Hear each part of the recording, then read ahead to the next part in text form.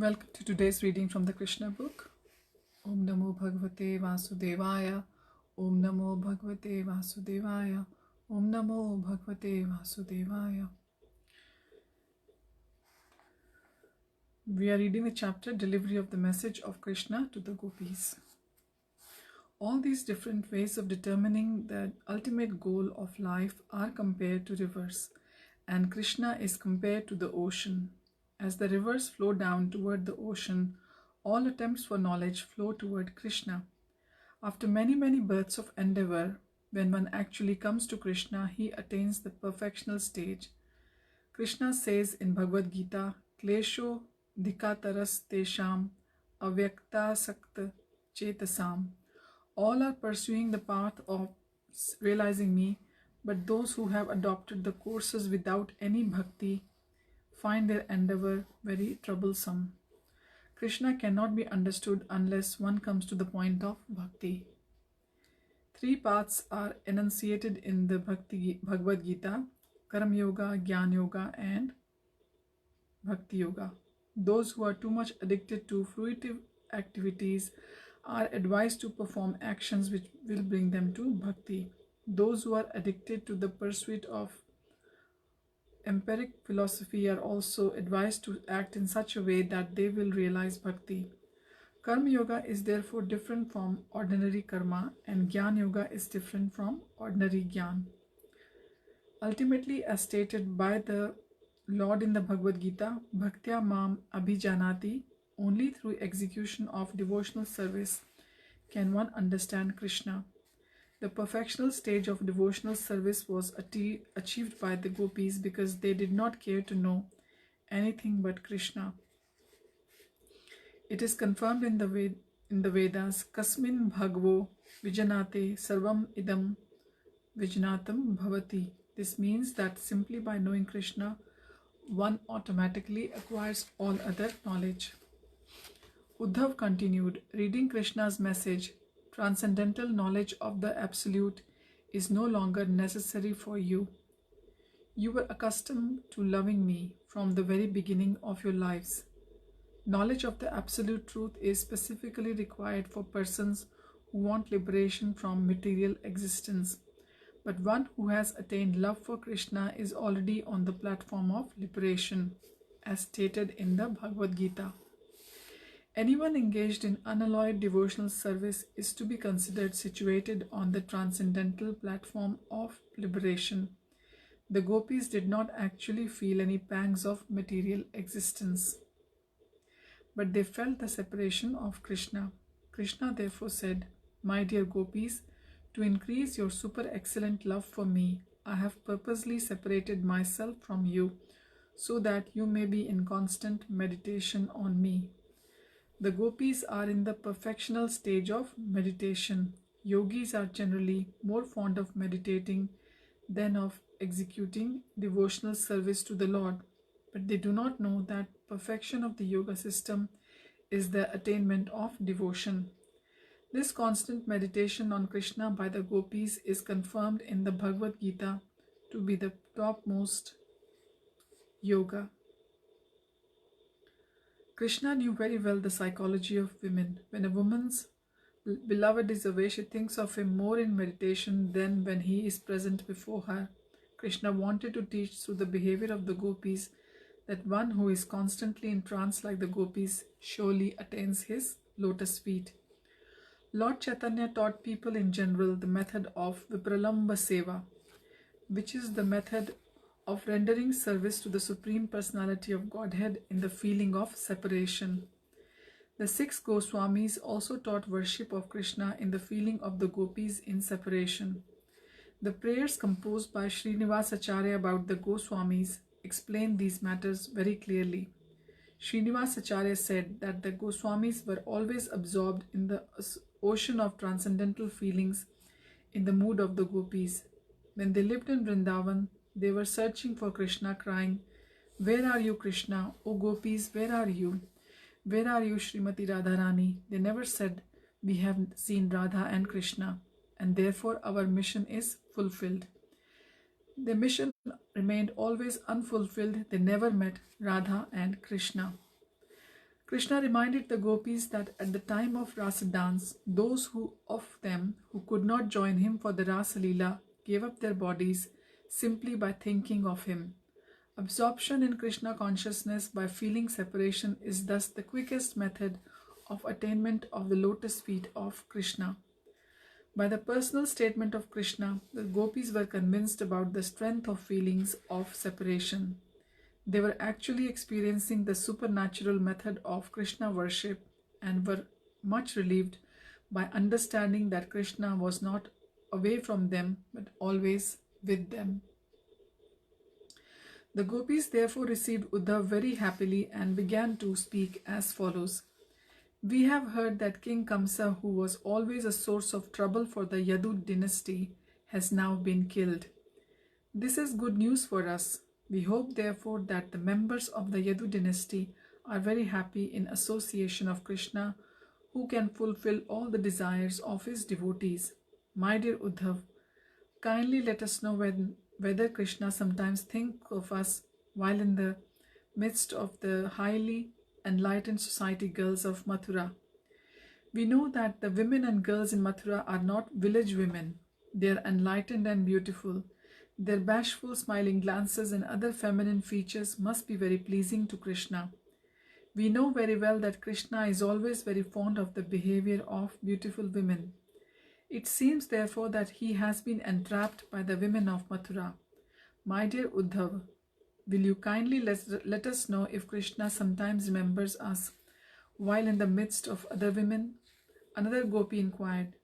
Does he remember that night in the midst of Kumuda flowers and moonlight, when Vrindavan became exceedingly beautiful? Krishna was dancing with us, and the atmosphere was surcharged with the sound of foot bells. We exchanged pleasing conversation then.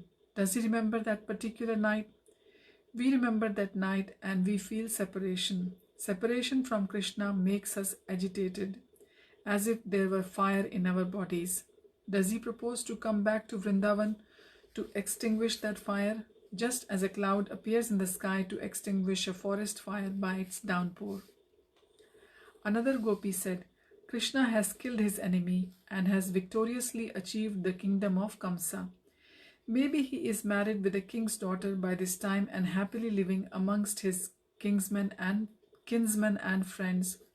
Therefore, why should he come to the village of Vrindavan?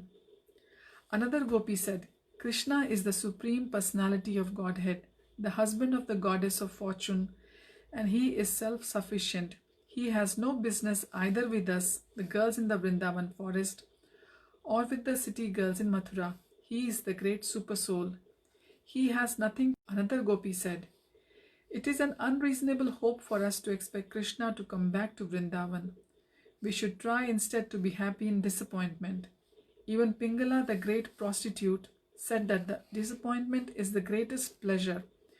We all know these things, but it is very difficult for us to give up the expectation of Krishna's coming back.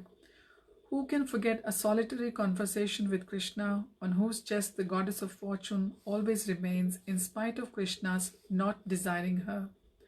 My dear Uddhava, Vrindavan is the land of rivers, forests and cows. Here the vibration of the flute was heard, and Krishna, along with his elder brother, Sri Balaram, enjoyed the atmosphere in our company. Thus the environment of Vrindavan constantly reminds us of Krishna and Balaram. On the land of Vrindavan are the impressions of his footprints, the residence of the goddess of fortune, and because of such signs, we cannot forget Krishna. The gopis further expressed that Vrindavan was still full of all opulence and good fortune. There was no scarcity or want in Vrindavan as far as material necessities were concerned. But in spite of such opulence, they could not forget Krishna and Balaram. We constantly remember various attractive features of beautiful Krishna, his walking, his smiling, his joking words. We have all become lost by the dealings of Krishna, and it is impossible for us to forget him.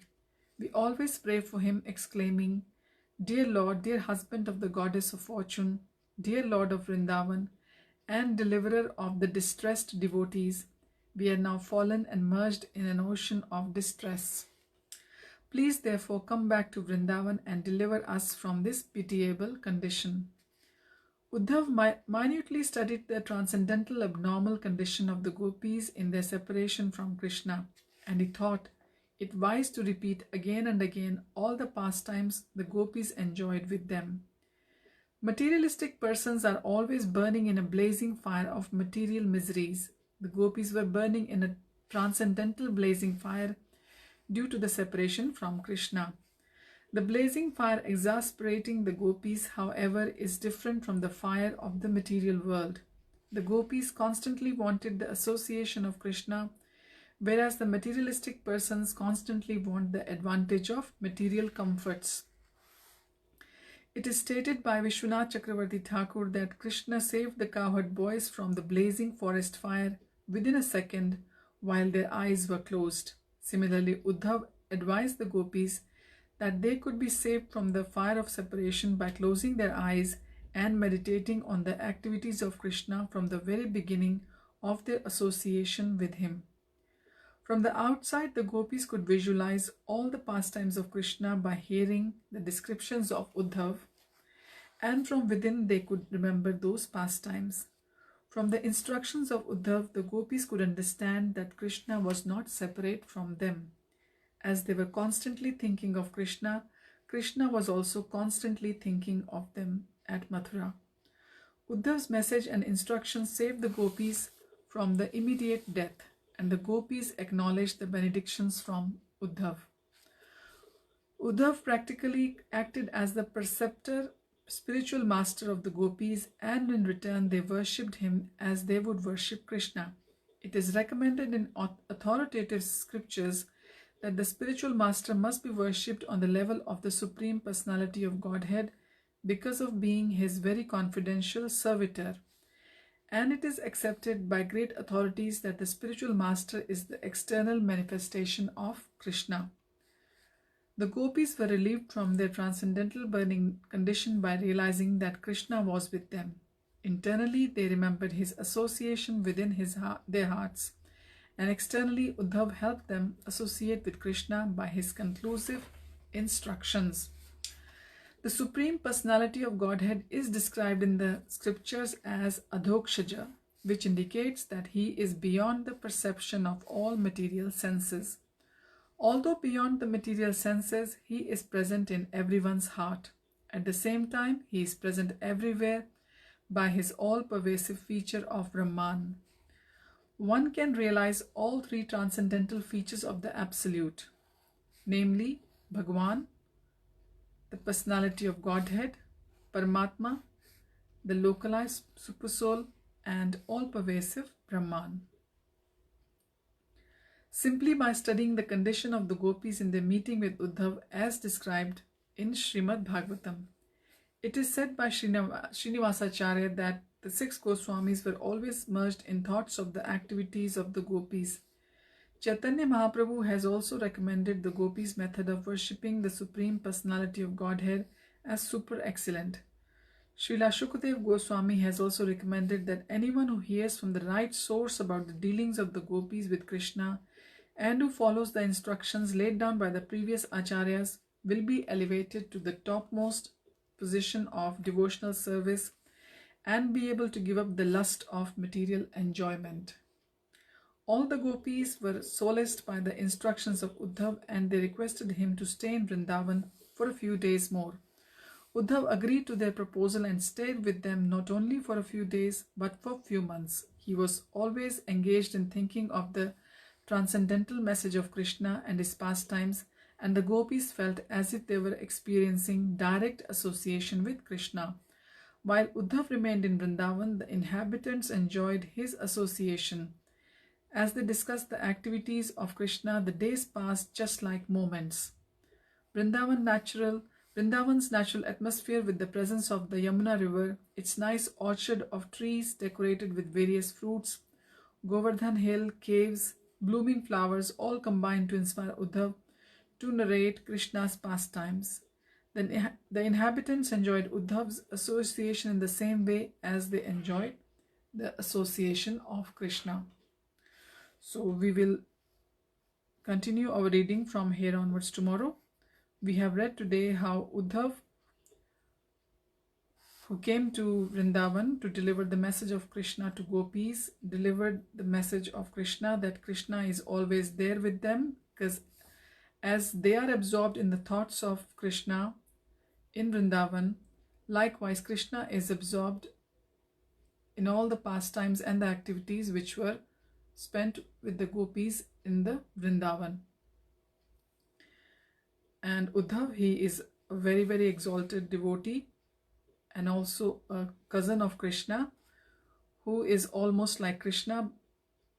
The way he conducts himself amongst the gopis, he's always thinking of Krishna, he's always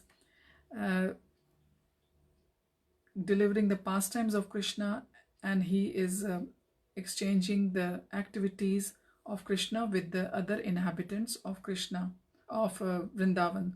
So everyone is having a very blissful association with Uddhav while he is in Vrindavan. So thank you, Shamita, for watching today, and we will continue tomorrow. Hare Krishna, and tomorrow is Ekadashi. Hari Bol.